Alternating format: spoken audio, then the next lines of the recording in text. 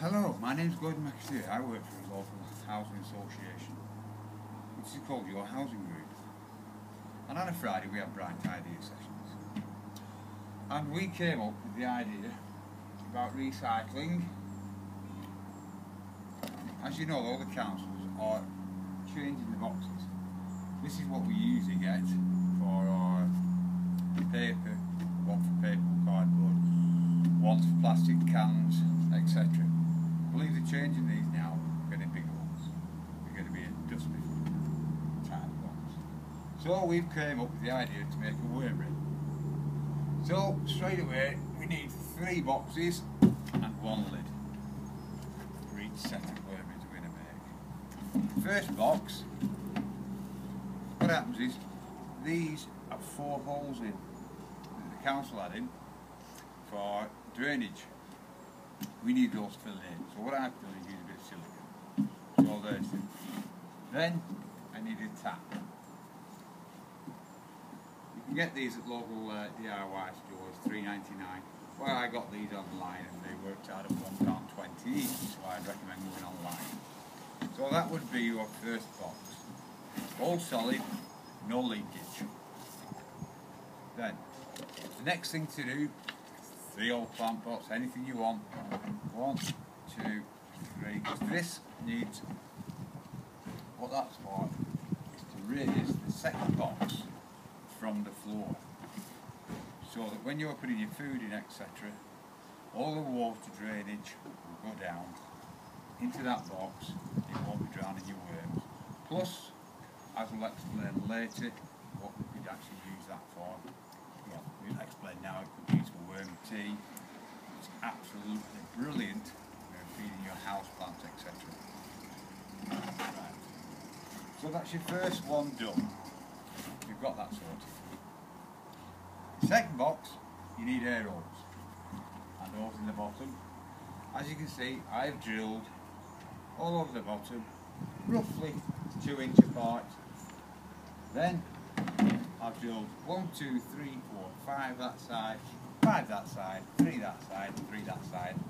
There's the oxygen, because your worms will need oxygen. And that one goes into there. Right, this is where we come to the bedding. Right. Everything is being recycled here. 1 piece of cardboard. What I did to make it, I put a cardboard sheet down, put that on top of it, drew round, cut it out, and that slipped inside, lovely like that. Now what that is for, this is your first box. So when you first get your worms, I don't want them migrating downwards because they love to move about. Until they get used to the new home and realise there's food in it, they'll try and escape. So that's just blocking that exit off for the time being. Don't worry about that, because eventually the worms will eat that, because they love cardboard. So that's put in first. Then we need to moisture it. So we can actually really give that a good soaking.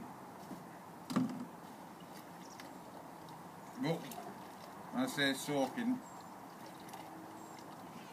hold it up and let the water rip off. The worms love to be moist, but they don't like, well, you drown them actually. So that's your first one. Then more cardboard. This time I'm going to rip the cardboard up into shreds.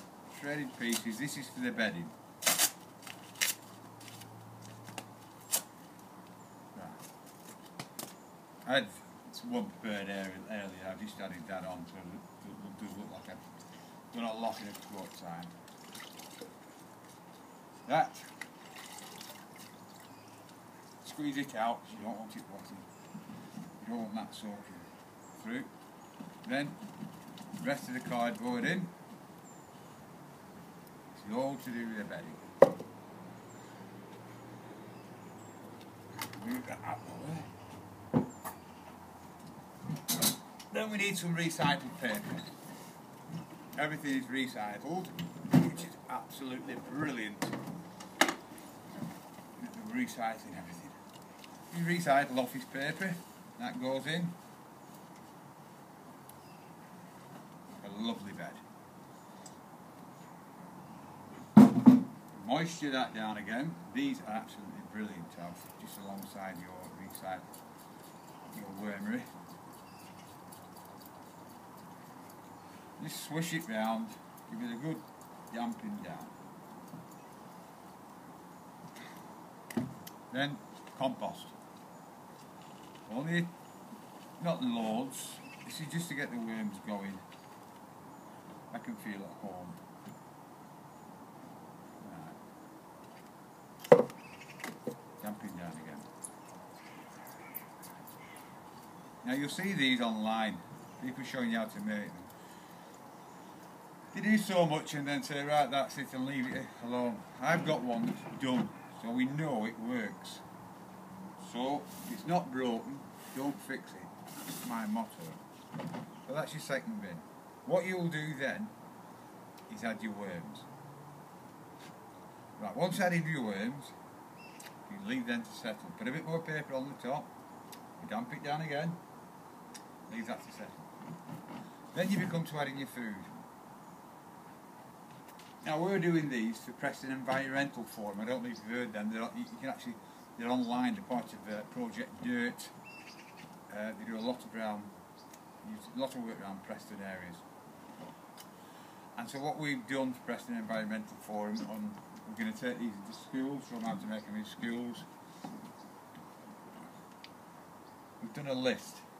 What worms like, what worms don't like. As you can see, it's quite a long list of what they do like. Your vegetable peelings, fruit, pasta, cakes, biscuits, eggshells. Now they love eggshells. Tea bags, coffee bags. Mainly other things that's going to come out your kitchen on a Sunday dinner. Chop it up. Don't just throw a big full. I couldn't throw that in and expect a worm to eat it because it won't. Well, it will eventually, but it takes a long time. But it in a blender. Brilliant thing. Blender or a freezer, fetch it out of the freezer. Because worms, imagine giving them an ice cube, you can suck on an ice cube and that's how, they don't have teeth, so that's how that works. Right, let's get back to this. So we've had with food, we've had with paper. We can leave that for say a week or so now until they get used to it. Don't disturb them. Also on top of that,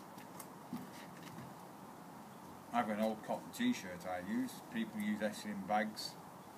Just keep placing that on top. And the reason for that is keeping the fruit flies out, etc. And also just makes them feel comfy. Keeps it dark, shady.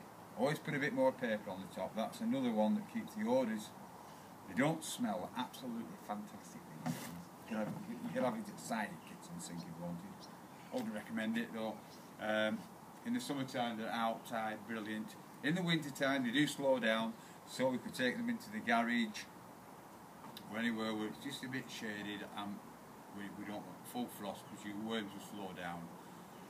And if they do freeze they die obviously. But like I said, just keep them warm for the winter. Right. So what's going to happen then, as you can see that box would fill and fill and fill and fill. Then, once that one was full, we'd start with box tier number 3. Oh, remember, give your lid on all the time. But box number 3, we'll place on top. Same again, holes around the side, all in the bottoms. Right, now you're going to stop feeding box number 2. Concentrate on box number 3. Same as how we started. Bedding, food, etc. You don't need that piece of cardboard in the bottom this time because you want them to open down. And they, for box number 2, will migrate to box number 3. So after about 2 weeks feeding box number 3, all your worms from there should have come through here. So then that one becomes your compost. And if you still find there is worms, just swap it over and leave the lid off because they don't like light. That they'll shoot downwards the ones that are left in. But you can start using this for your compost for your plants, your gardens, etc. Right, so what we do also, don't remember, you can get a grab of compost and a lady's stocking, tights, whatever, and put it in. And you could soak that tight in a mop bucket with water and just leave it soaking there, and that's how you're going to make your worm tea. So it's soak in your bucket, and then you eventually mix that, I would say 10 to 1, and you can use that for feeding your house plants, etc. But what you have got left is this, what's came down here, like you say, is this is where the tap is involved. If that's on 2 bricks or a stand or anything, just turn your tap on into a basin, whatever, and 10 to 1 again for your worm tea. So that would be your setup for your worm bin. Now that can go away where I said it's not broke, don't fix it, and I've proof that it does work, because I one here that I use my whole, like I said, that cloth comes off the top. Now this one's been going about 2 months. Another 2 months it'll be full, I presume. It all depends on the amount of worms, on the amount of waste you're going to use. A worm will eat, on average, per day, half its weight in food. Doesn't sound a lot. If you use 1,000 worms,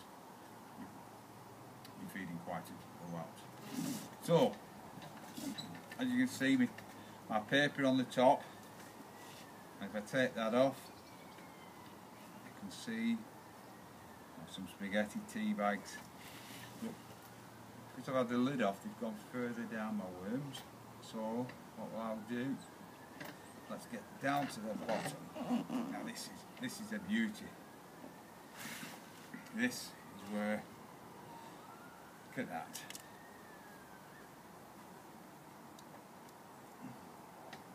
I don't think you can see those lovely worms